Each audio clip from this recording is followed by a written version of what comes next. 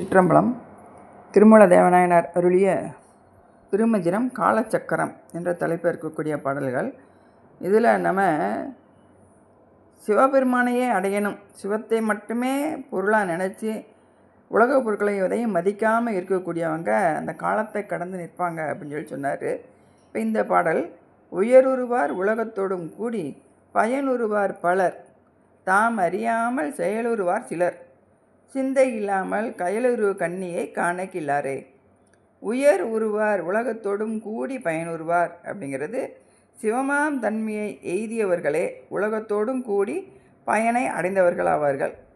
பலர் தாம் அறியாமல் செயலுறுவார்கள் என்பது இந்த உண்மையை அறிந்து கொள்ள மாட்டாமல் கண்மங்களையே மேலும் மேலும் ஈட்டக்கூடியவங்களாக இருக்காங்க. சிலர் கயலுரு கண்ணியை காணக்கிலாரே என்பது இத்தகைய பேற்றை அடைய வேண்டும் என்ற விருப்பம் இல்லாமல் மீன் போன்ற கண்ணினையுடைய பராசக்தியையும் அறியாதவர்களாக இருப்பாங்க. கயலுரு கண்ணி அப்படிங்கிறது மீன் எப்படி தன்னுடைய முட்டைகளை கண்ணால் பார்த்து பொறிக்க வைக்குமோ அது மாதிரி உயிர்களை எல்லாம் பராசக்தியானவள் இமைகள் கண்ணால் பார்த்து ரட்சிக்கிட்டு இருக்கா. அப்படி இருக்கிற அந்த பராசக்தியும் அறியாமல் இருப்பாங்க. இப்போ தாயே தந்தையை அறிவிக்க தனையன் அறிந்து அவனிடம் இருந்து அறிவும் பொருளும் ஆற்றலும் பெறுகின்றான். அதனால் அவன் மனத்தை பல உணர்ச்சிகளுக்கு இடமாக்கினமையால் முதலில் தாயையே அறியாமலும் பின்னர் முறையை சிவத்தையும் பரஞானத்தையும் பரபோகத்தையும் உணராமல் இருக்கின்றான். அப்படி இந்த பரபோகத்தை துய்த்தவர்களே உடலை கொண்டு உலகத்தோடு கூடியிருக்கின்ற பயனை கண்டவர்கள். இந்த உடல் எடுத்து உடலும் ஊமர் ஒன்றையும் உணரார் அப்படின்னு ஏற்கனவே ஒரு பாடலில் சொல்லியிருப்பார்.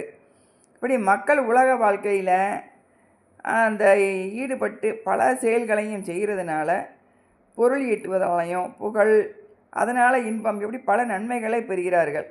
ஆனால் அவர்கள் பெறும் இந்த பயன் மெய்யானது அல்ல, அது அனித்தியமானது, நிலையில்லாதது. இதை நம்ம சைவ சித்தாந்தத்தில் பாசம் பந்தம் அப்படின்னு சொல்லுவாங்க.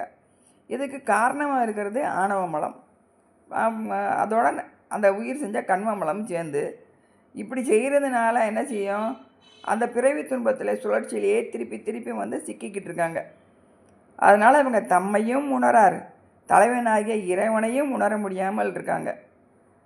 இந்த உலகில் வாழக்கூடியவங்க பலர் இருந்தாலும் உண்மையை அறிந்து செயல்புரிபவர்கள் மிக சிலர். ஞான சிந்தனை இல்லாமல் அவங்களுக்கு இறை அருள் அந்த சிவ தரிசனம் கிடைக்காமல் இருக்கும் அப்படின்னு சொல்கிறாரு.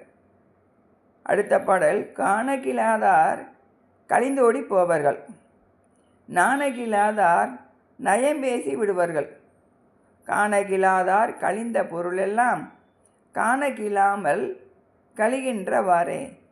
காணகிலாதார் கழிந்தோடி போவார்கள் என்பது பறை ஒளி, பறைங்கிறது சக்தி. அந்த சக்தியை ஒளிய, அதாவது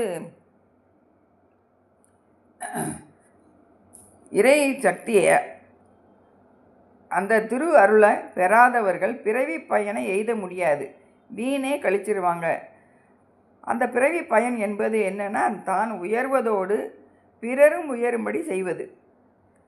நாணகிலாதார் நயம்பேசி விடுவார்கள் என்பது அனுபவமின்றி சாத்திர நயங்களையே பேசிக்கிட்டு இருக்கக்கூடியவங்க இந்த தத்துவங்கள் முதலிய கழிந்த பொருளெல்லாம் காணக்கில்லாமல் கழிகின்றவாறு என்பது இந்த தத்துவ பொருட்களை காண முடியாமல் இவை அனைத்தும் மாயையின் காரியம் ஜடம் என்பதை அறியாமல் இருப்பது. இப்படி அனுபவம் இல்லாதவர்கள் அரணை காண முடியாது. அந்த சாஸ்திர நூல்களை படிக்கிறது மட்டும் இல்லாமல் அனுபவத்தால் உணரணும். அப்படி இருக்கவங்களை தான் அரணை காண முடியும் அப்படின்னு சொல்கிறாரு. சிவதரிசனம் செய்யாதார் பிறந்த பயனை எய்தாமல் வீணாக சாத்திர நயங்களை பேசி பேசி தன் அனுபவத்திற்கு கொண்டு வராமல் விட்டுவிடுவார்கள். சிவதரிசனம் செய்யாதார் கழிந்த பொருள்கள் அனைத்தும் எப்பொழுதும் காண முடியாமல் அழிந்து போவது, இப்படி அழிந்து போயிடுவாங்க அப்படின்னு சொல்கிறார். சாத்திரங்கள் நயம்பட பேசுவதற்காக இறைவனால் அருளி செய்யப்பட்டது அல்ல, அது அனுபவித்து உயர அருளப்பட்டது. இந்த உயிர்கள் ஒவ்வொன்றும் அது அனுபவத்தில் கொண்டு உணரணும். இதை உணராதவங்க ஞானம் இல்லாதவங்க அப்படின்னு சொல்கிறாரு.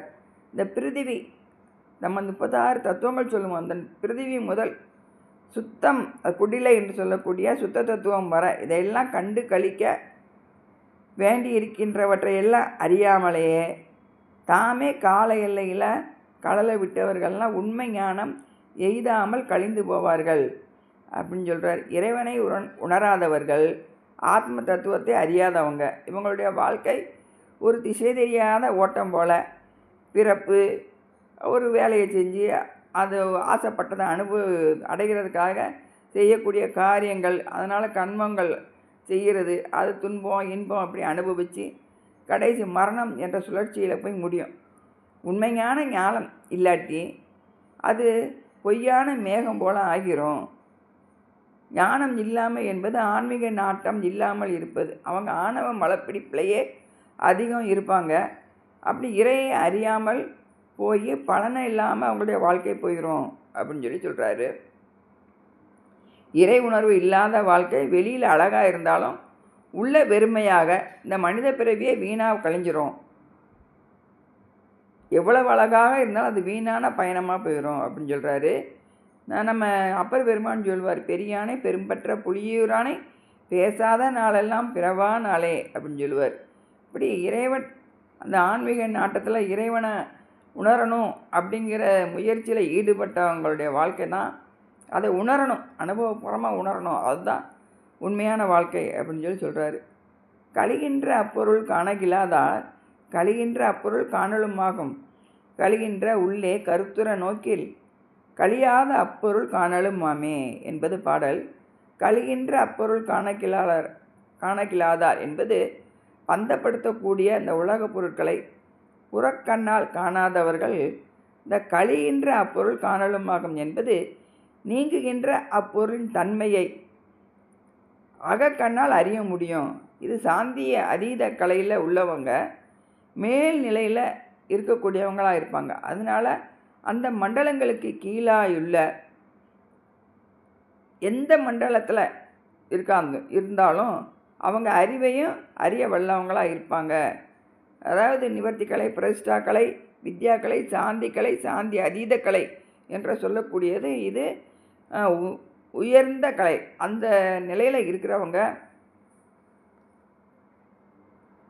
நீங்குகின்ற பொருள் உள்ளே மன ஒருமைப்பாட்டோடு பார்த்தா எப்பொருளிலும் இருந்து நீங்காத சிவனையும் தரிசிக்க முடியும் அப்படின்னு சொல்கிறார். நம்மை விட்டு பிரிகின்ற தாத்துவிகங்களை அறியாதவர்கள் வீணே கழிகின்ற இந்த மனத்துக்குள்ள கருத்தூன்றி தியானித்தால் என்றும் அழியாத அப்பொருளாகிய சிவத்தையும் அறியலாம்.